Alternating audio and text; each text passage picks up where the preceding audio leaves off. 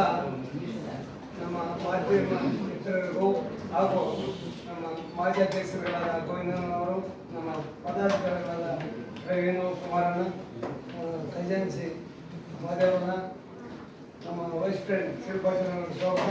ಇವತ್ತು ಪತ್ರಿಕಾಗೋಷ್ಠಿ ನಮಗೆಲ್ಲ ನಮ್ಮ ಸದಸ್ಯರುಗಳು ಬಂದಿದ್ದಾರೆ, ಅವ್ರಿಗೂ ಸ್ವಾಗತ. ಮೊದಲನೇದಾಗಿ ಪತ್ರಿಕಾಗೋಷ್ಠಿ ತಮ್ಮನ್ನ ಕರೆದಿದ್ದೀವಿ ಇವತ್ತು. ನಿಮಗೆ ವೆಲ್ಕಮ್. ನಿನ್ನೆ ದಿನ ನಮ್ಮ ಸರ್ಕಾರದಿಂದ ಒಂದು ಇದು ಘೋಷಣೆ ಮಾಡಿದ್ದಾರೆ.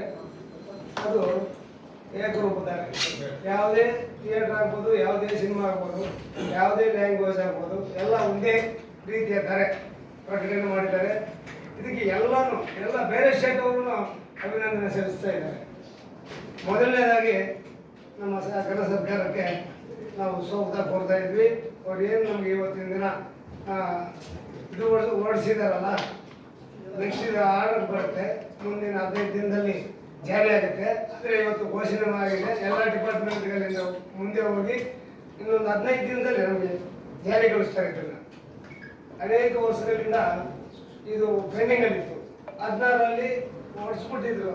ಆದರೆ ಎಲ್ಲೋ ಒಂದು ಕಡೆ ಮಿಸ್ಟೇಕ್ ಆಗಿ ಅದನ್ನು ಸ್ಟಾಪ್ ಮಾಡಿದ್ರು, ಸ್ಟೇ ತಂದಿದ್ರು. ಈ ಸಲ ಎಲ್ಲ ಬಂದಾಗಿ ಎಲ್ಲವನ್ನು ನೀಟಾಗಿ ಒಳ್ಳೆಯ ರೀತಿಯಲ್ಲಿ ಮಾಡ್ಕೊಂಡು ಬಂದಿದ್ದಾರೆ. ಇವತ್ತು 15 ದಿನ ಟೈಮ್ ಕಾಲಾವಕಾಶ ಕೊಟ್ಟಿದ್ದಾರೆ. ಯಾರು ಸಹ ಇದನ್ನು ವಿರೋಧ ಮಾಡೋಕ್ಕಾಗೋದಿಲ್ಲ, ಆ ಥರ ಅಧಿಸೂಚನೆ ಹೊರಡಿಸಿದ್ದಾರೆ.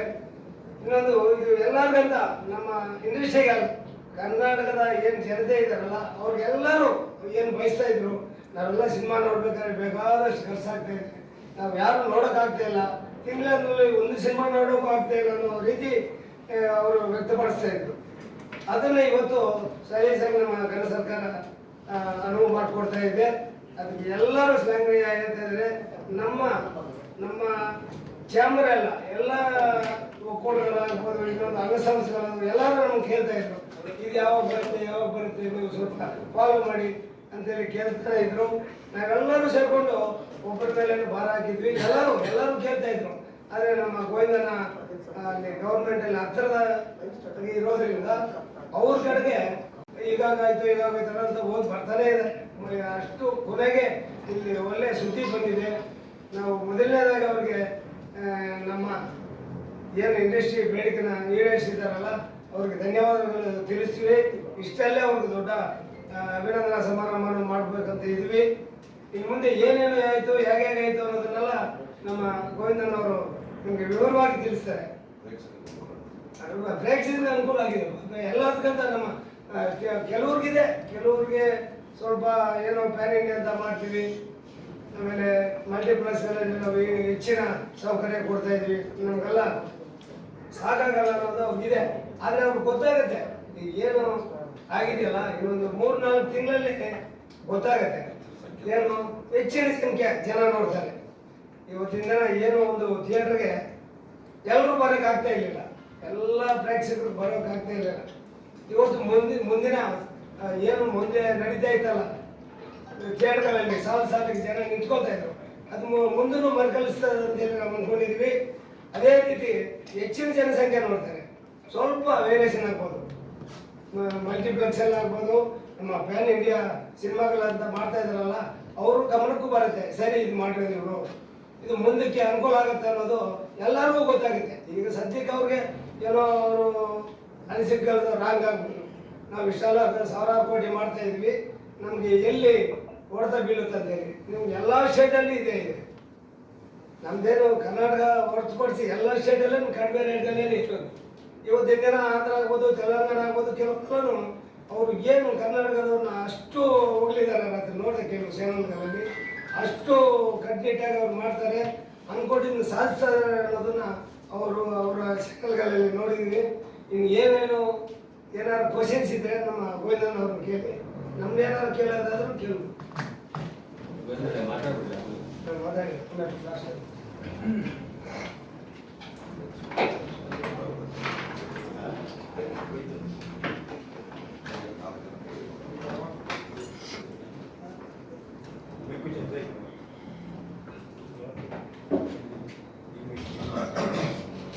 ಅಲ್ಲೆಲ್ಲ ಮಾಧ್ಯಮದ ಮಿತ್ರರೇ, ಚಲನಚಿತ್ರ ವಾಣಿಜ್ಯ ಮಂಡಳಿಯ ಅಧ್ಯಕ್ಷರು ಹಾಗೂ ಎಲ್ಲ ಪದಾಧಿಕಾರಿಗಳು, ಬಹುಶಃ ನಿನ್ನೆ ಮೊನ್ನೆ ನಡೆದಂಥ ಒತ್ತಾಯ ಅಲ್ಲ,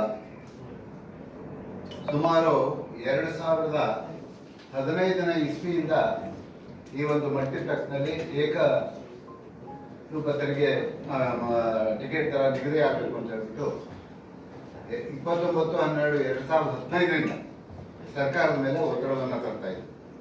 15ರಲ್ಲಿ ಒಂದು ಚಲನಚಿತ್ರ ನೀತಿಯನ್ನ ರೂಪಿಸಬೇಕು ಅಂತ ಹೇಳ್ಬಿಟ್ಟು ವಾಣಿಜ್ಯ ಮಂಡಳಿಗೆ ಮಾನ್ಯ ವಾರ್ತಾ ಇಲಾಖೆಯ ಅಧಿಕಾರಿಗಳು ಪತ್ರವನ್ನು ಬರೆದಂಥ ಸಂದರ್ಭದಲ್ಲಿ ನಾವು ಅವರಿಗೆ ಅವತ್ತೇ 29/12/2015ರಲ್ಲೇ ಒಂದು ಚಲನಚಿತ್ರ ನೀತಿಯಲ್ಲಿ ಯಾವುದನ್ನು ಅಳವಡಿಸಬೇಕು ಅಂತ ಹೇಳ್ಬಿಟ್ಟು ನಾವು ಕೊಟ್ಟಿದ್ದೆವು. ಅದರಲ್ಲಿ ಬಹಳ ಮುಖ್ಯವಾಗಿ ಮಲ್ಟಿಪ್ಲೆಕ್ಸ್ ಚಿತ್ರಮಂದಿರಗಳ ಪ್ರವೇಶ ಶುಲ್ಕ ಪ್ರಸ್ತುತ ಮಲ್ಟಿಪ್ಲೆಕ್ಸ್ ಚಿತ್ರಮಂದಿರಗಳಲ್ಲಿ ಸುಮಾರು 300ರಿಂದ 500ರವರೆಗೆ ನಿಗದಿಪಡಿಸಿದ್ದು, ಇದರಿಂದ ಮಧ್ಯಮ ವರ್ಗ ಮತ್ತು ಸಾಮಾನ್ಯ ಜನತೆಯು ಸಿನಿಮಾ ಮನರಂಜನೆಯಿಂದ ವಂಚಿತರಾಗುತ್ತಿದ್ದಾರೆ. ಜೊತೆಗೆ ಜನತೆಯು ಸಹ ಮಲ್ಟಿಪ್ಲೆಕ್ಸ್ ಚಿತ್ರಮಂದಿರಗಳಲ್ಲಿ ಚಿತ್ರ ವೀಕ್ಷಿಸಲು 100 ರು 120 ರೂಗಳ ಪ್ರವೇಶ ಶುಲ್ಕ ವಿಧಿಸುವಂತೆ ಗಮನವಿಡಬೇಕಾಗಿ ಕೋರುತ್ತೇವೆ. ಈಗಾಗಲೇ ತಮಿಳುನಾಡು ಹಾಗೂ ಆಂಧ್ರ ಪ್ರದೇಶಗಳಲ್ಲಿ ಶುಲ್ಕವನ್ನು ನಿಗದಿಪಡಿಸಿದ್ದು ತಮ್ಮ ಗಮನಕ್ಕೆ ತರಲಿಸುತ್ತಾ 50% ಸ್ಕ್ರೀನು ಮಲ್ಟಿಪ್ಲೆಕ್ಸ್ನಲ್ಲಿ ಕನ್ನಡಕ್ಕೆ ಕೊಡಬೇಕು ಅಂತ ಹೇಳ್ಬಿಟ್ಟು 2015ರಿಂದ ನಾವು ಒತ್ತಾಯವನ್ನು ಮಾಡ್ತಾ ಇದ್ದೀವಿ. ಮಿತ್ರರೇ, ನಿಮಗೆಲ್ಲ ಒಂದು ಮಾತು ಹೇಳಬೇಕಾಗಿದೆ. 2016ರಲ್ಲಿ ನಾನು ಅಧ್ಯಕ್ಷನಾಗಿ ಅಧಿಕಾರವನ್ನು ವಹಿಸಿಕೊಂಡಂಥ ಸಂದರ್ಭದಲ್ಲಿ ಅವತ್ತು ಎಲ್ಲರೂ ನಾನು ನೆನೆಸ್ಕೋಬೇಕು. ಬಹಳ ಮುಖ್ಯವಾಗಿ ನಾನು ಇಲ್ಲಿ ಇಬ್ಬರನ್ನ ನೆನೆಸ್ಕೊಳ್ಳೇಬೇಕು. ಒಂದು ರಾಜೇಂದ್ರ ಸಿಂಗ್ ಬಾಬು ಅವರು ಮತ್ತು ಜೈಮಾಲ್, ನಾನು 3 ಜನ ಸೇರಿ ಕ್ಯಾಬಿನೆಟ್ ದರ್ಜೆಯಲ್ಲಿ ಸಭೆ ನಡೀತಾ ಇತ್ತು, ಬಜೆಟ್ ಸಭೆ. ಆ ಸಭೆಗೆ ನಾವು ಹೋಗಿ ಮುಖ್ಯಮಂತ್ರಿಗಳನ್ನ ಮನವಿ ಮಾಡಿಕೊಟ್ಟು 23/2/2016ರಲ್ಲಿ ನಾವು ಅವರಿಗೆ ಒಂದು ಮನವಿಯನ್ನು ಮಾಡಿಕೊಂಡು ದಯಮಾಡಿ ಈ ಒಂದು ಶುಲ್ಕವನ್ನು ನೀವು ನಿಗದಿ ಮಾಡಿಸಬೇಕು ಅಂತ. ಅಲ್ಲಿ ಮಲ್ಟಿಪ್ಲೆಕ್ಸ್ ಚಿತ್ರಮಂದಿರಗಳ ದುಬಾರಿ ಪ್ರವೇಶ ಶುಲ್ಕ ಅದನ್ನು ಕೊಟ್ಟಿದೆ. ಪ್ರಸ್ತುತ ನಗರ ಪ್ರದೇಶದಲ್ಲಿ ಮಲ್ಟಿಪ್ಲೆಕ್ಸ್ ಚಿತ್ರಮಂದಿರಗಳ ಸಂಖ್ಯೆ ಹೆಚ್ಚುತ್ತಿದೆ. ಈ ಮಲ್ಟಿಪ್ಲೆಕ್ಸ್ ಚಿತ್ರಮಂದಿರಗಳು ಕನ್ನಡೇತರ ಚಿತ್ರಗಳ ಜೊತೆ ಕನ್ನಡ ಚಿತ್ರಗಳನ್ನು ಸಹ ಪ್ರದರ್ಶಿಸುತ್ತಿದ್ದು ಕನ್ನಡ ಚಿತ್ರಗಳಿಗೆ ಪ್ರೋತ್ಸಾಹ ನೀಡುತ್ತಿಲ್ಲ ಎಂಬ ಕೂಗು ಉದ್ಯಮದ ವಲಯಗಳಿಂದ ಕೇಳಿ ಬರುತ್ತಿದೆ. ಆದ್ದರಿಂದ ಮಲ್ಟಿಪ್ಲೆಕ್ಸ್ ಚಿತ್ರಮಂದಿರಗಳಲ್ಲಿ ಕನ್ನಡ ಚಿತ್ರಗಳ ಪ್ರದರ್ಶನಕ್ಕೆ ಹೆಚ್ಚಿನ ಆದ್ಯತೆ ಕೊಡುವಂತೆ ಸೂಕ್ತ ನಿರ್ದೇಶನ ನೀಡಬೇಕಾಗಿ ತಮ್ಮಲ್ಲಿ ವಿನಂತಿ. ಅಲ್ಲದೆ ಮಲ್ಟಿಪ್ಲೆಕ್ಸ್ ಚಿತ್ರಮಂದಿರಗಳ ಪ್ರವೇಶ ದರ ಅತ್ಯಂತ ದುಬಾರಿಯಾಗಿದ್ದು ಪ್ರೇಕ್ಷಕರಿಗೆ ಅನುಕೂಲಕ್ಕೆ ತಕ್ಕಂತೆ ಪಕ್ಕದ ರಾಜ್ಯಗಳಲ್ಲಿ ಪ್ರವೇಶ ನಿಗದಿ ಮಾಡಬೇಕು ಅಂತ ಹೇಳ್ಬಿಟ್ಟು ಅವರಿಗೆ ಬರೆದಿದ್ದು. ಅದನ್ನು ಹೇಳಿದ್ದೀನಿ. 100 ರು ಹಾಗೂ 120 ರು ಮಾತ್ರ ಮೇಲೆ ಮೀರಬಾರ್ದು ಅಂತ ಹೇಳ್ಬಿಟ್ಟು ಅವತ್ತು ನಾನು ಮುಖ್ಯಮಂತ್ರಿಗಳಲ್ಲಿ ನಾನು ಜೈಮಾಲ್ ಅವರು ರಾಜೇಂದ್ರ ಸಿಂಗ್ ಬಾಬು ಅವರು ಮನವಿ ಮಾಡಿದ್ರು. ಅದಾದ್ಮೇಲೆ ಮುಖ್ಯಮಂತ್ರಿಗಳು 2016ರಲ್ಲಿ ಒಂದು ಪತ್ರ ಬರೀತಾರೆ. ರಾಜ್ಯದ ಮಲ್ಟಿಪ್ಲೆಕ್ಸ್ ಚಿತ್ರಮಂದಿರಗಳ ಬಗ್ಗೆ ಸಭೆ. ರಾಜ್ಯದ ಮಲ್ಟಿಪ್ಲೆಕ್ಸ್ ಚಿತ್ರಮಂದಿರಗಳಲ್ಲಿ ಕನ್ನಡ ಚಿತ್ರಗಳಿಗೆ ಪ್ರಾತಿನಿಧ್ಯತೆ ನೀಡುವಂತೆ ಹಾಗೂ ಪ್ರವೇಶ ದರ ನಿಗದಿಪಡಿಸುವ ಬಗ್ಗೆ ಸರ್ಕಾರಕ್ಕೆ ಮನವಿ ಮಾಡಿದ ಹಿನ್ನೆಲೆಯಲ್ಲಿ ಜನ ಸರ್ಕಾರವು ನಮ್ಮ ಮನವಿಗೆ ಸ್ಪಂದಿಸಿ ಮಾನ್ಯ ವಾರ್ತಾ ಸಚಿವರು ದಿನಾಂಕ 13/11/2016ರಂದು ವಾಣಿಜ್ಯ ಮಂಡಳಿಯ ಅಧ್ಯಕ್ಷರು, ಪದಾಧಿಕಾರಿಗಳು, ಚಿತ್ರರಂಗದ ಪ್ರತಿನಿಧಿಗಳು ಮತ್ತು ಮಲ್ಟಿಪ್ಲೆಕ್ಸ್ ಚಿತ್ರಮಂದಿರಗಳ ಸಭೆಯನ್ನು ಆಯೋಜಿಸಿ ಪ್ರಸ್ತಾಪಿಸಿದ ಸಂದರ್ಭದಲ್ಲಿ ಮಾನ್ಯ ವಾರ್ತಾ ಸಚಿವರು ಈ ಕುರಿತು 3 ರಾಜ್ಯಗಳ ಮಲ್ಟಿಪ್ಲೆಕ್ಸ್ ಚಿತ್ರಮಂದಿರಗಳನ್ನು ಭೇಟಿ ನೀಡಿದ ನಂತರ ಕ್ರಮವಿಡುವುದಾಗಿ ಆಶ್ವಾಸನೆ ನೀಡಿರುತ್ತಾರೆ. ಇದನ್ನು ನಾವು ಅವರಿಗೆ ಮನವರಿಕೆ ಮಾಡಿಕೊಂಡು ಪಕ್ಕದ ರಾಜ್ಯದಲ್ಲಿ ನಾವು ಸಮಯ ತಗೊಂಡು ಆ ಸಂದರ್ಭದಲ್ಲಿ ನಮ್ಮನ್ನ ಸಭೆ ಕರೆದು ಅಲ್ಲಿ ಆ ಸಭೆಯಲ್ಲಿ ಬಹಳಷ್ಟು ಅಧಿಕಾರಿಗಳಿದ್ರು. ಟ್ಯಾಕ್ಸ್ ಆಫೀಸ್ನವರಾಗಿರ್ಬೋದು, ಮತ್ತೊಂದಾಗಿರ್ಬೋದು, ಇದೆಲ್ಲ ವಾರ್ತಾ ಇಲಾಖೆ ಮಂತ್ರಿಗಳಿದ್ರು. ವಾರ್ತಾ ಇಲಾಖೆ ಮಂತ್ರಿಗಳು ಮತ್ತೆ ಮುಖ್ಯಮಂತ್ರಿಗಳಿದ್ದ ಸಂದರ್ಭದಲ್ಲಿ ಅಧಿಕಾರಿಗಳು ಒಂದು ಮಾಹಿತಿಯನ್ನು ಕೊಡ್ತಾರೆ. ಯಾರಿಗೆ? ಸರ್ಕಾರಕ್ಕೆ. 2016ರಲ್ಲಿ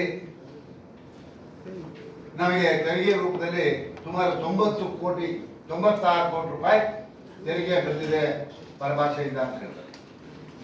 ಮತ್ತೆ ಕನ್ನಡದಿಂದ ಸುಮಾರು 36 ಕೋಟಿ ಮಾತ್ರ ಅಷ್ಟೇ ಬಂದಿದೆ.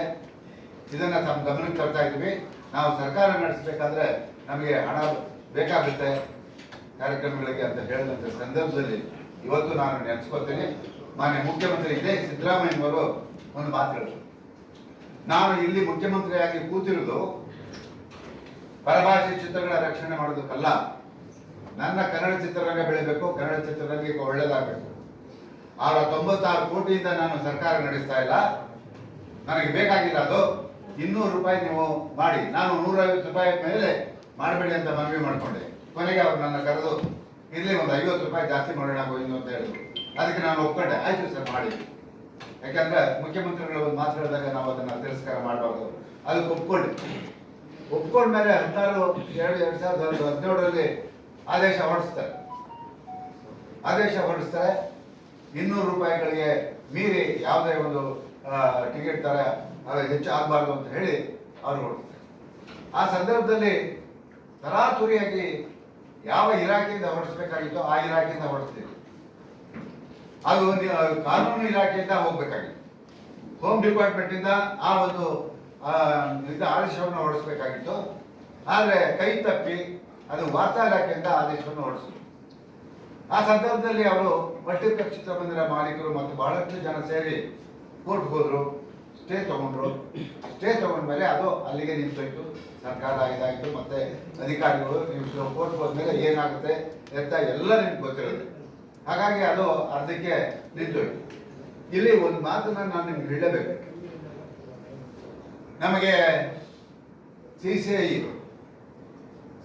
ಮಧ್ಯಪ್ರವೇಶ ಮಾಡಿದ್ಮೇಲೆ ನಾವು ಯಾವುದೇ ಪರಭಾಷೆ ಚಿತ್ರಗಳನ್ನ ನಿಯಂತ್ರಣಕ್ಕೆ ತರುವಂತ ಅಧಿಕಾರವನ್ನ ನಾವು ಕಳ್ಕೊಂಡು, ಆ ಸಂದರ್ಭದಲ್ಲಿ ಪರಭಾಷೆ ಚಿತ್ರಗಳು ಹೆಚ್ಚು ಚಿತ್ರಮಂದಿರಗಳಲ್ಲಿ ಬಿಡುಗಡೆ ಆಗೋದಕ್ಕೆ ಪ್ರಯತ್ನ ಮಾಡಿದ್ರು.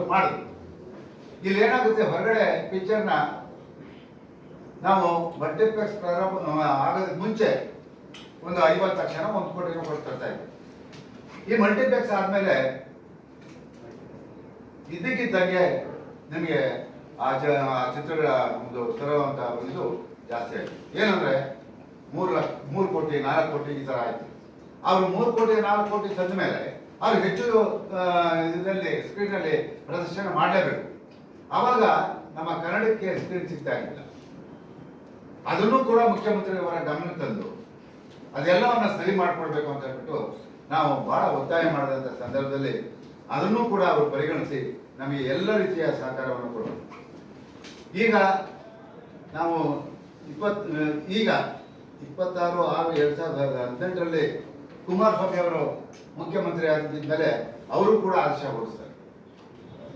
ಅದು ನಿಮ್ಗೆಲ್ಲರಿಗೂ ಗೊತ್ತಿದ್ದಂಗೆ ಮತ್ತೆ ಕೋರ್ಟಲ್ಲಿ ನಿಂತೋಗುತ್ತೆ. ಇಷ್ಟೆಲ್ಲ ಆದ್ಮೇಲೆ ನಾವು ಮೊನ್ನೆ ಮಾನ್ಯ ಮುಖ್ಯಮಂತ್ರಿಗಳು ಬಜೆಟ್ ಮಾಡೋದಕ್ಕೆ ಮುಂಚೆ ನಾವೆಲ್ಲ ಹೋಗಿ ವಾಣಿಜ್ಯ ಮಂಡಳಿ ಪದಾಧಿಕಾರಿಗಳು, ನಾನು ಮತ್ತೆ ಅನೇಕ ಜನ ಹಿರಿಯರು ಹೋಗಿ ಮಾನ್ಯ ಮುಖ್ಯಮಂತ್ರಿಗಳಲ್ಲಿ ನೀವು ಹೊರಡಿದಂತ ಆದೇಶವ ಜಾರಿ ಆಗಲಿಲ್ಲ, ಈ ಬಾರಿ ಅದು ಬಡ್ಜೆಟ್ ಅಲ್ಲೇ ಬರಬೇಕು ಅಂತ ಹೇಳ್ಬಿಟ್ಟು ನಾವು ಹಠ ಹಿಡಿದ್ವಿ. ಬಡ್ಜೆಟ್ ಅಲ್ಲೇ ನೀವು ಅನೌನ್ಸ್ ಮಾಡಬೇಕು, ಚಿತ್ರರಂಗ ಉಳಿಬೇಕಾಗಿದ್ರೆ ಇಂಥ ಕೆಲಸ ನೀವು ಬಡ್ಜೆಟ್ ಅಲ್ಲಿ ಮಾಡಬೇಕು ಅಂತ ಹೇಳ್ಬಿಟ್ಟು ಮುಖ್ಯಮಂತ್ರಿಯವರ ಮನವಿ ಮಾಡಿಕೊಂಡಾಗ ಅಲ್ಲಿ ಅಧಿಕಾರಿಗಳು ಒಂದು ಸಭೆ ನಡೀತಾ ಇರುವಂತ ಸಂದರ್ಭದಲ್ಲಿ ನಾನು ಹೋಗಿ ಅವರಿಗೆ ಹೇಳಿದೆ, ಅವರು ನಿಮಗೆ ಬೇರೆ ಬೇರೆ ರಾಜ್ಯಗಳಲ್ಲಿ ಏನಿದೆ ಹೇಳಿ, ಮತ್ತೆ ನಿಮಗೆ ಜಾಸ್ತಿ ಆಗೋದ್ರಿಂದ ನಿಮಗೆ ಕನ್ನಡ ಚಿತ್ರರಂಗಕ್ಕೆ ಏನು ತೊಂದರೆ ಆಗುತ್ತೆ ಅಂತ ಕೇಳಿದ್ರು. ನಾನು ಹೇಳಿದೆ, ಏನೇ ಜಾಸ್ತಿ ಆದ್ರೂ ಆ ರೆವಿನ್ಯೂ ಎಲ್ಗೋಗುತ್ತೆ. ಆ ರೆವಿನ್ಯೂ ಕರ್ನಾಟಕದಲ್ಲಿ ಉಳ್ಕೊಂಡ್ರೆ ನಾವೆಲ್ಲ ಖುಷಿ ಪಡ್ಬೋದು. ಆ ರೆವಿನ್ಯೂ ಪೂರ್ತಿ ಆಂಧ್ರ, ತಮಿಳುನಾಡು, ಕೇರಳಕ್ಕೆ ಹೋಗುತ್ತೆ. ನಮ್ಗೇನು ಉಳಿಯುತ್ತೆ ಅಂತ ಕೇಳಿದ್ರು. ಆ ಸಂದರ್ಭದಲ್ಲಿ ಅವರೆಲ್ಲರೂ ಕೂಡ ಒಪ್ಕೊಂಡು ಬಜೆಟ್ ಮೀಟಿಂಗ್ ಅಲ್ಲಿ, ಮೊನ್ನೆ ನಡೆದಂತ ಬಜೆಟ್ ಮೀಟಿಂಗ್ ನಲ್ಲಿ ಅವರು ಎದುರು ಬದಲಿಗೆ ಮುಖ್ಯಮಂತ್ರಿಗಳು ಮತ್ತೆ ಅಧಿಕಾರಿಗಳ ಜೊತೆ ಎದುರು ಬದಲಿಗೆ ಎಲ್ಲವನ್ನ ಅವರಿಗೆ ವಿವರಣೆ ಕೊಟ್ಟಂತ ಸಂದರ್ಭದಲ್ಲಿ ಒಪ್ಕೊಂಡು ಇವತ್ತು ಸರ್ಕಾರ ಈ ಒಂದು ಆದೇಶವನ್ನ ಇವತ್ತು ಜಾರಿ ಮಾಡಿದೆ. ಅದು ಕಾನೂನು ಇಲಾಖೆಯಿಂದ ಜಾರಿ ಮಾಡೋದ್ರಿಂದ ನಮಗೆ ಖಂಡಿತ ಗ್ಯಾರಂಟಿ ಇದೆ. ಇನ್ನು 15 ದಿನದಲ್ಲಿ ಇದು ಗೆಜೆಟ್ ಆಗುತ್ತೆ ಅನ್ನೋ ಒಂದು ನಂಬಿಕೆ ನನಗಿದೆ. ಈ ಮಧ್ಯೆ ನಾನು ಬಹಳಷ್ಟು ಜನರನ್ನ ಕೇಳ್ಕೊಳ್ತೀನಿ. ಇವತ್ತು ಆಂಧ್ರ, ತಮಿಳುನಾಡು, ಕೇರಳ ಈ ಎಲ್ಲ ರಾಜ್ಯದಲ್ಲೂ ಕೂಡ 150 ರೂಪಾಯಿ ಮೇಲೆ ದಾಟಿಲ್ಲ. ಆ ಇಂಡಸ್ಟ್ರಿ ನಡೆಸ್ತಾ ಇಲ್ವಾ?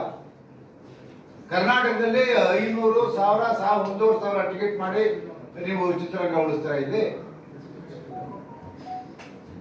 ಅಲ್ಲಿ ಮಾತ್ರ ಆ ಒಂದು ದರಕ್ಕೆ ನಿಗದಿ ಆಗಿದ್ರೆ ಇವತ್ತು ನೀವ್ಯಾಕೆ ಕರ್ನಾಟಕದಲ್ಲಿ ಆ ದರ ನಿಗದಿ ಮಾಡಿದ್ರೆ ನೀವ್ಯಾಕೆ ಬೈಪಡಿಸ್ಕೊತೀರಾ ಅಂತ ನನಗೆ ಅರ್ಥ ಆಗಲಿಲ್ಲ.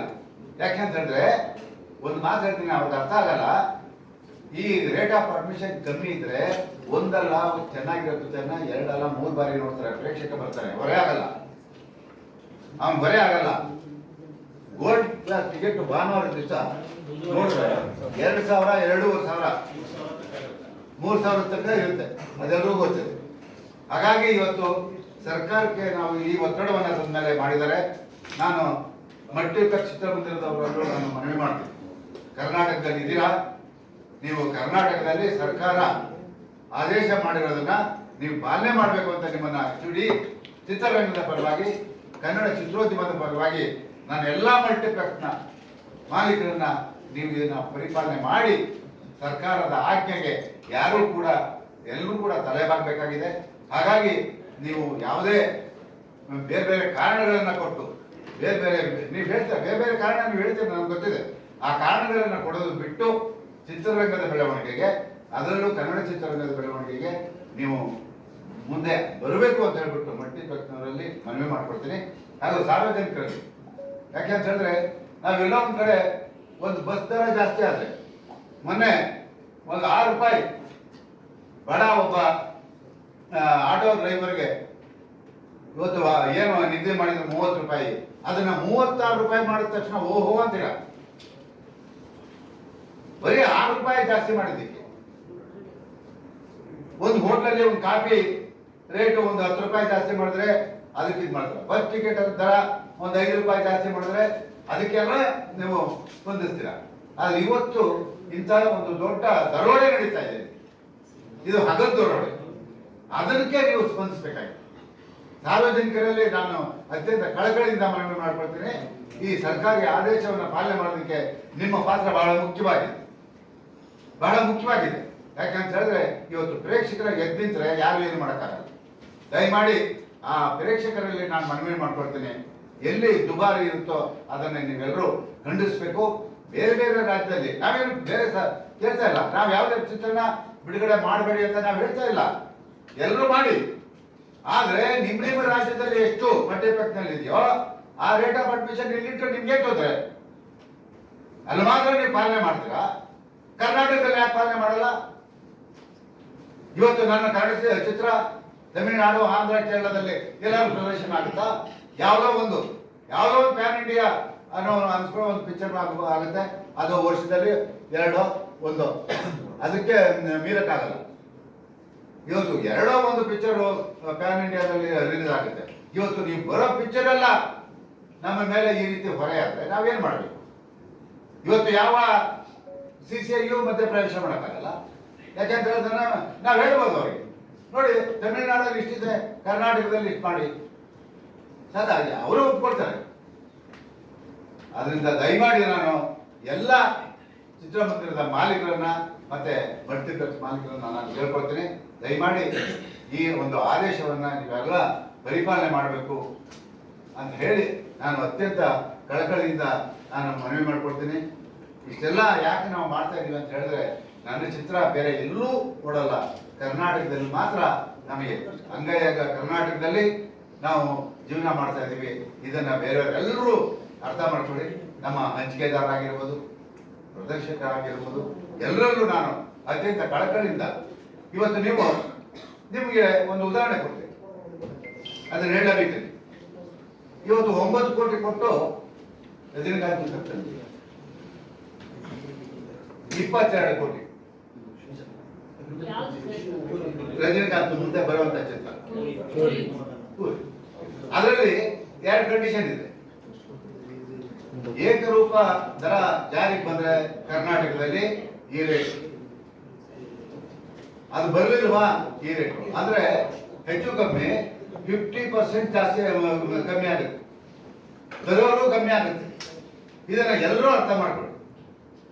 ನಾವ್ಯಾರು ಇಲ್ಲಿ ಬೇರೆ ಭಾಷೆಯನ್ನ ನಾವು ಇಲ್ಲಿಂದ ಓಡಿಸ್ಬೇಕು ಮಾಡಬೇಕು ಅನ್ನೋದಿಲ್ಲ. ಅವ್ರ ಜೊತೆಗೆ ನಮ್ಮನ್ನು ಉಳಿಸಿ, ಕನ್ನಡ ಚಿತ್ರರಂಗವನ್ನು ಉಳಿಸ್ಬೇಕು ಅಂತ ಹೇಳ್ಬಿಟ್ಟು ಕೇಳ್ಕೊಳ್ತೀನಿ.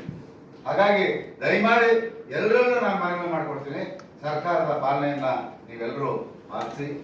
ಇವತ್ತೇನು ರಾಜ್ಯ ಸರ್ಕಾರ, ನಾನು ನಿಜವಾಗಿ ಇವತ್ತು ನಮ್ಮ ಮುಖ್ಯಮಂತ್ರಿಗಳು, ಅಧಿಕಾರಿಗಳು, ವಿಶೇಷವಾಗಿ ನಮ್ಮ ಗೃಹ ಮಂತ್ರಿ ಪರಮೇಶ್ವರ್ ಅವರು ಕೇಳಿದ ತಕ್ಷಣ ಒಂದು ವಾರದಲ್ಲಿ ಈ ಆದೇಶವನ್ನು ಹೊರಡಿಸುವಂತ ಕೆಲಸ ಮಾಡಿದ್ರು.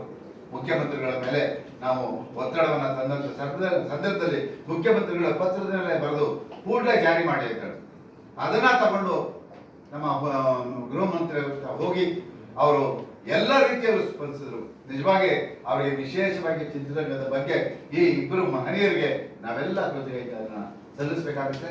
ಮುಂದಿನ ದಿನಗಳಲ್ಲಿ ಆ ಕೆಲಸ ನಾವು ಮಾಡೇ ಮಾಡ್ತೀವಿ.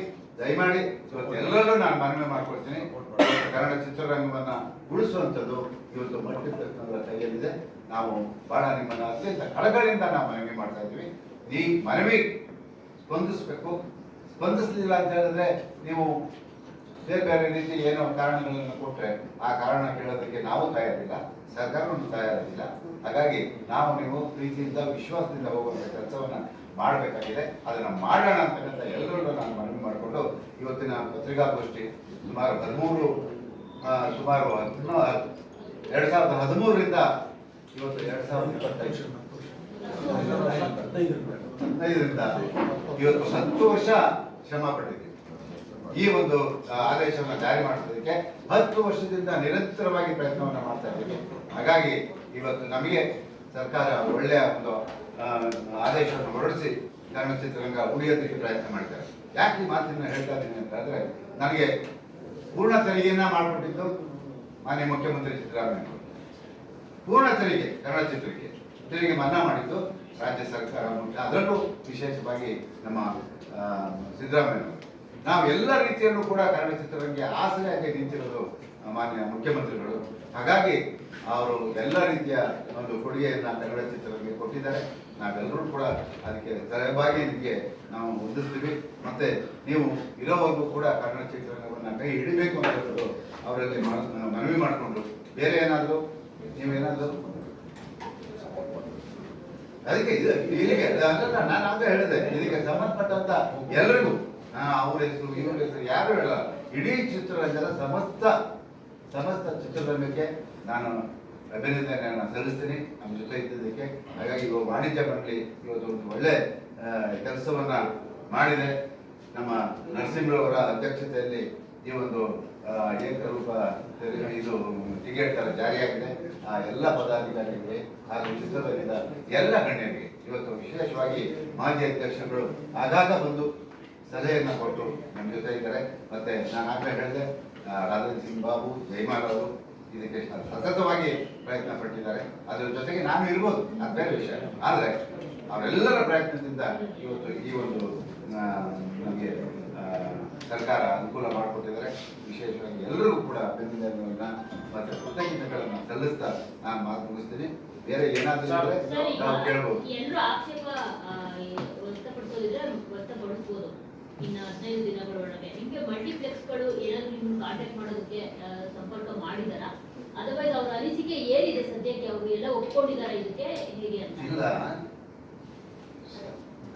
ಇದುವರೆಗೂ ಅವ್ರು ಯಾರು ಮಾಡಿಲ್ಲ. ಯಾಕೆಂತಂದ್ರೆ ಅವ್ರಿಗೆ ನಮ್ಗೆ ಈಗಾಗಲೇ ಹೇಳಿದ್ದೀವಿ, ತಮಿಳುನಾಡಲ್ಲಿ ಇಷ್ಟಿದೆ, ನೀವು ಅರ್ಥ ಮಾಡ್ಕೊಂಡಿದ್ದೀರಿ, ಅವ್ರಿಗೂ ಅರ್ಥ ಆಗಿದೆ. ಅವರು ಕೂಡ ಈಗ ನಮ್ಮ ಜೊತೆ ಇದ್ದಾರೆ. ನಮ್ಗೆ ಯಾವುದೇ ಪತ್ರ ಬರ್ದಿಲ್ಲ. ನೀವು ಹೇಳ್ತಿರೋದು ನೀವು ಸೆಲೆಬ್ರೇಟ್ ಮಾಡ್ತಿದ್ದೀರಾ ಆಲ್ರೆಡಿ, ಇನ್ನೂ ಒಂದು ದಿವಸ ಟೈಮ್ ಇದೆ. ನಿಮ್ಗೆ ಅದನ್ನ ಕಾನ್ಫಿಡೆಂಟ್ ಹೆಂಗ್ ಹೇಳ್ತೀರಾ? ಸೆಲೆಬ್ರೇಟ್ ಮಾಡ್ಬೋದು ನೋಡಿ. ಜವಾಬ್ದಾರಿ ಏರಿಸ್ಕೊಳ್ಳಿ ಸರ್. ನಮ್ಮ ಪತ್ರಿಕಾಂತರ ಮೇಲೆ ಜವಾಬ್ದಾರಿ ಇದೆ ಅಂತ. ಒಂದು ಸಿನಿಮಾನ ತೆಲುಗು ಸಿನಿಮಾನ ನೀವು 25 ಕೋಟಿ 30 ಕೋಟಿ ತಂದ ಮೇಲೆ ಇಲ್ಲಿ ಕನ್ನಡದ ಸಣ್ಣ ಪುಟ್ಟ ನಿರ್ಮಾಪಕರು ಸಿನಿಮಾಗಳಿರ್ತಾವೆ, ಅವರಷ್ಟು ಕಲೆಕ್ಷನ್ ಮಾಡಲೇಬೇಕು. ಆ 30 ಕೋಟಿ ಕಲೆಕ್ಷನ್ ಮಾಡಬೇಕಾದ್ರೆ ಅಟ್ಲೀಸ್ಟ್ ಒಂದು 5 ಕೋಟಿ ಲಾಭ ಬರಬೇಕಾಗುತ್ತೆ. ಅಲ್ಲೇನ್ ಮಾಡ್ತಾರೆ, ಇಲ್ಲಿ ನಮ್ಮ ತಿಂಗಳಾನುಗಟ್ಟಲೆ ತಮಿಳು ತೆಲುಗು ಸಿನಿಮಾಗಳು 400 500 ಸ್ಕ್ರೀನ್ಗಳು ಹೋಗ್ತವೆ. ನಾವು ಕನ್ನಡಿಗರು ಏನ್ ಮಾಡ್ಬೇಕು, ಇದು ನಮ್ಮ ಜವಾಬ್ದಾರಿ, ನಮ್ಮ ಅಸ್ಮಿತೆ ಅಲ್ವಾ ಇದು? ನಾವೇನ್ ಹೋರಾಟ ಮಾಡಕ್ಕಾಗುತ್ತೆ? ಈಗ ನಾವು ಸಣ್ಣ ಪುಟ್ಟ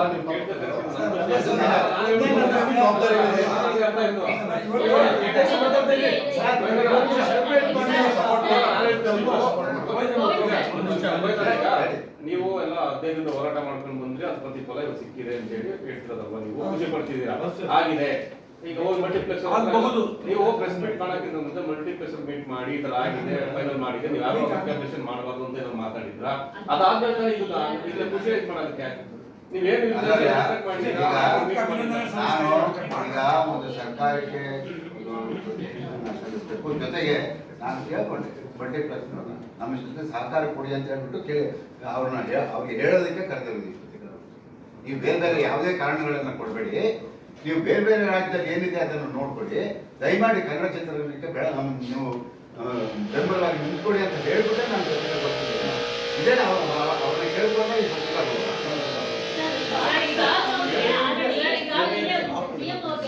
ಒಬ್ಬ ಹೀರೋ, ಸ್ಟಾರ್ ಹೀರೋ, ದೊಡ್ಡ ಪ್ಯಾನ್ ಇಂಡಿಯಾ ಸ್ಟಾರ್ ನಟ,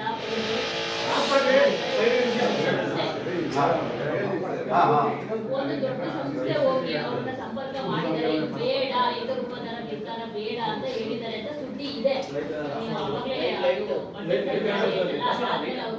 ಕಾಂಟ್ಯಾಕ್ಟ್ ಮಾಡಿದ್ದಾರೆ, ಇದು ನಿಜನಾ?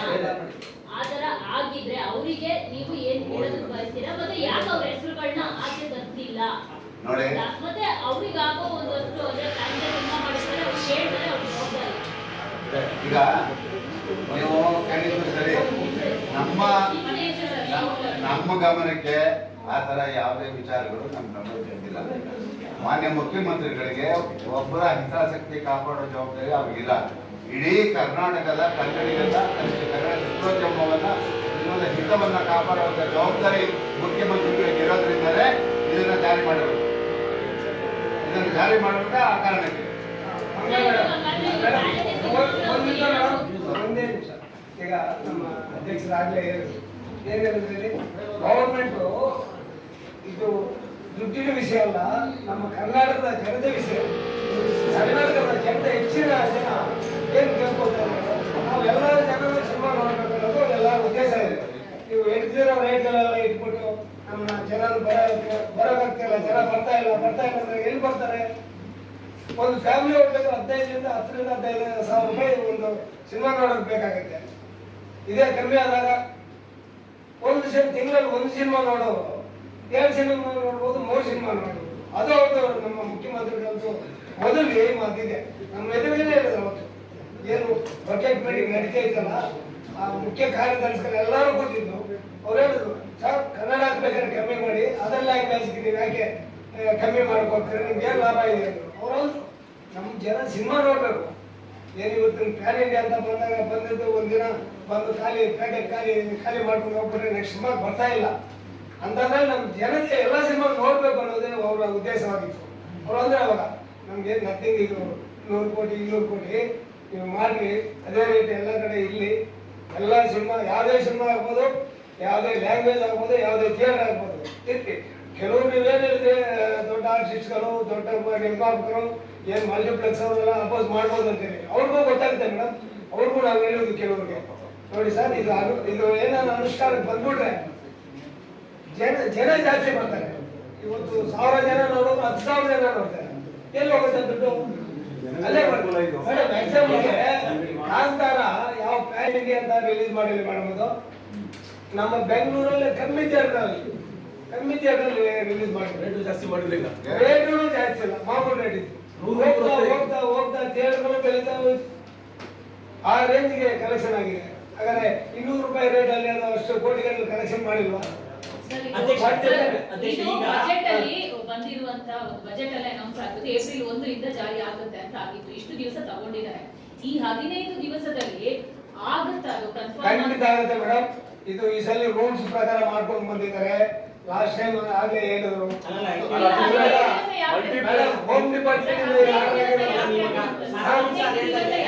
ಸಾರಾ ಗೋವಿಂದ್ ಸರ್ ಹೇಳಿದ್ರೆ ಮಾಡ್ಲೇಬೇಕು. ಈಗ ನಮ್ಮ ನಿಮ್ಮಲ್ಲೇ ಈಗ ನೀವು ಹೇಳಿದ ಡಿಸ್ಟ್ರಿಬ್ಯೂಟರ್ ದೊಡ್ಡ ದೊಡ್ಡ ಸಿನಿಮಾಗಳ ತರ ಡಿಸ್ಟ್ರಿಬ್ಯೂಟ್ರೆ ಇಲ್ಲಿ 15 ದಿನದಲ್ಲಿ ಬೇರೆ ಕಡೆ ಹಾಕಿ ಕೋರ್ಟ್ ಹೋಗ್ಬೋದು ಸ್ಟೇ ತರ್ಬೋದು ಮತ್ತೆ ಮಾಡಕ್ ಬರಲ್ಲ. ನಮ್ಮ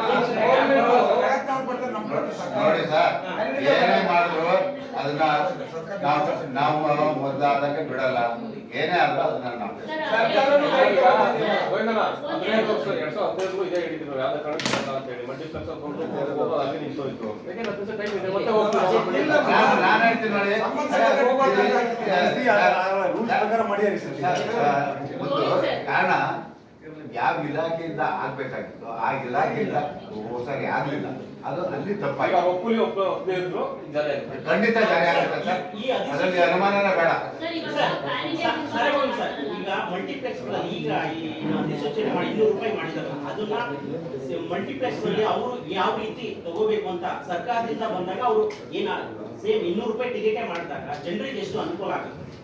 ಅಲ್ಲ ಜನರಿಗೆ ನೋಡಿ, ಒಂದ್ಸರಿ ನಿಮ್ಗೆ ಹೇಳ್ತೀನಿ, ಇವತ್ತು ದಿವಸ ನೀವು ಹೋಗಿ ನೋಡಿ 10 ಜನ 15 ಜನ 20 ಜನ ಇರ್ತಾರೆ. ಯಾವ್ದೋ ಒಂದು ಪ್ಯಾನ್ ಇಂಡಿಯಾ ಪಿಕ್ಚರ್ ಬಂದಾಗ ಒಂದು 10 ಜನ ಕಾಣಿಸ್ತಾರೆ. ನಿಮಗೆ ಕಮ್ಮಿ ರೇಟ್ ಇದ್ದಾಗ ಜಾಸ್ತಿ ಜನ ಬರ್ತಾರೆ. ಅದನ್ನ ಅವ್ರು ಅರ್ಥ ಮಾಡ್ಕೋಬೇಕು. ನೋಡಿ ಅವರು ಈಗ ನಾನು ಹೇಳ್ತೀನಿ, ಒಂದು 6 ತಿಂಗಳು ಮಾಡಿ ನೋಡೋಣ ಏನಾಗುತ್ತೆ. ಇಂಡಸ್ಟ್ರಿ ಬೆಳೆಯುತ್ತೆ ಸರ್. ನಾವೇನು ಬೇರೆ ಭಾಷೆ ತುಳಿಬೇಕು ಅಂತ ನಾವು ಯಾರು ಪ್ರಯತ್ನ ಮಾಡ್ತಾ ಇಲ್ಲ. ಇಲ್ಲಿ ಕನ್ನಡ ಇಂಡಸ್ಟ್ರಿ ಉಳಿಬೇಕು ಅನ್ನೋದಿದೆ ನಮ್ಮ ಉದ್ದೇಶ. ನರಸಿಂಹ ಸರ್ ಸರ್ ಈಗ ಕನ್ನಡ ಅಧಿಸೂಚನೆಯನ್ನ ಹೊರಡಿಸಿರುವಂತದ್ದು ಆದೇಶ ಅಲ್ಲ, ಅದಕ್ಕೆ ಹೌದು. ರೂಲ್ಸ್ ಪ್ರಕಾರ 15 ದಿನ ಅಬ್ಜೆಕ್ಷನ್ ಕೊಡ್ಲೇಬೇಕು. ಹೌದು. ಈಗ ಚಲನಚಿತ್ರ ವಾಣಿಜ್ಯ ಮಂಡಳಿಯಿಂದ ನೀವೇನಾದ್ರೂ ಸಲಹೆಗಳನ್ನ ಕೊಡ್ತೀರಾ ಅಥವಾ ನಿಮ್ಮದು ಏನು ಸಲಹೆಗಳಿಲ್ವಾ? ಯಾಕಂದ್ರೆ ನೀವು ನಿರ್ಮಾಪಕರನ್ನು ಒಳಗೊಂಡವರು. ಸೊ ನಿರ್ಮಾಪಕರ ಪರವಾಗಿ ಏನಾದ್ರು ಸಲಹೆಗಳಿದ್ದಾವ, ನಿಮ್ಮ ಸಜೆಷನ್ಸ್ ಏನಾದಿದ್ದಾವ, ಕೊಡ್ತೀರಾ ಏನಾದ್ರು ಅನ್ನೋದ್ರ ಬಗ್ಗೆ ಪ್ರಶ್ನೆ. ಸರ್ ಖಂಡಿತ ನಮ್ಮನ್ನು ಕೇಳಿದವ್ರು ಕೊಟ್ಟಿದ್ವಿ. ನಿಮಗೂ ನಿಮ್ಮ ಮಾಧ್ಯಮ ಮುಖಾಂತರ ನಾವು ಕೇಳೋಕೆ ಇಷ್ಟಪಡ್ತಾ ಇದ್ವಿ. ನೀವೆಲ್ಲ ಪಬ್ಲಿಕ್ ಹೋಗಿ ವಿಚಾರಿಸಿ. ಅಲ್ಲ, ಮಾಧ್ಯಮದ ಮುಖಾಂತರ ಬೇಡ.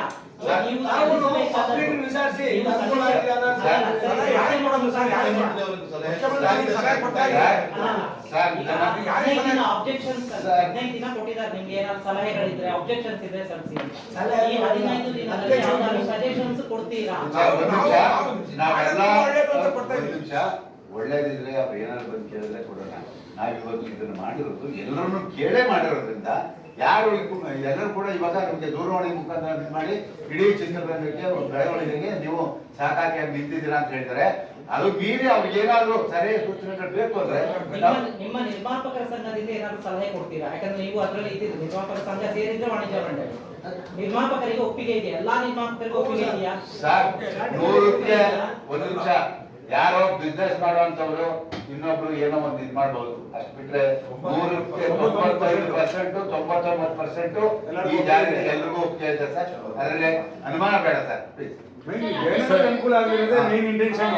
ಬೇರೆಯವ್ರಿಗೆಲ್ಲ ಜನಗಳಿಗೆ ಅನುಕೂಲ ಆಗಿ ಥಿಯೇಟರ್ ಜನಪದ ಇರೋದೇ ಮುಖ್ಯ ಅಷ್ಟೇ. ಒಂದು 2 ದೊಡ್ಡ ಪ್ರೊಡಕ್ಷನ್ ಸಂಸ್ಥೆಗಳಿದೆ, ಮತ್ತೆ ಒಂದಷ್ಟು ಒಂದು ಬ್ರ್ಯಾಂಡ್ ಪ್ಯಾನ್ ಇಂಡಿಯಾ ಸ್ಟಾರ್ಗಳಿದ್ದಾರೆ. ಅವ್ರು ಏನಾದ್ರು ಒಂದು ರೀತಿ ಆಕ್ಷೇಪ ಇದ್ ಮಾಡಿದ್ರೆ ಸೊ ನಿಮ್ಮ ನಿರ್ಧಾರ ಏನಾಗಿರುತ್ತೆ? ಜೊತೆಗೆ ಈಗ ಆಂಧ್ರದಲ್ಲಿ ಏನಾದ್ರು ಪ್ಯಾನ್ ಇಂಡಿಯಾ ಸಿನಿಮಾಗಳು ಬಂತು ಅಂದ್ರೆ ಅಲ್ಲಿನ ಸರ್ಕಾರಕ್ಕೆ ಹೋಗಿ ಅವರು ನಮ್ಮ ತೆಲುಗು ಸಿನಿಮಾಗೆ ಜಾಸ್ತಿ ರೇಟ್ ಮಾಡಿ ಅಂತ ಹೇಳ್ತಾರೆ. ಒಂದು 3-4 ದಿನ ಅವ್ರಿಗೆ ರೇಟ್ ಜಾಸ್ತಿ ಮಾಡ್ಕೊಡೋಕೆ ಅನುವು ಮಾಡ್ಕೊಡ್ತಿದ್ದಾರೆ.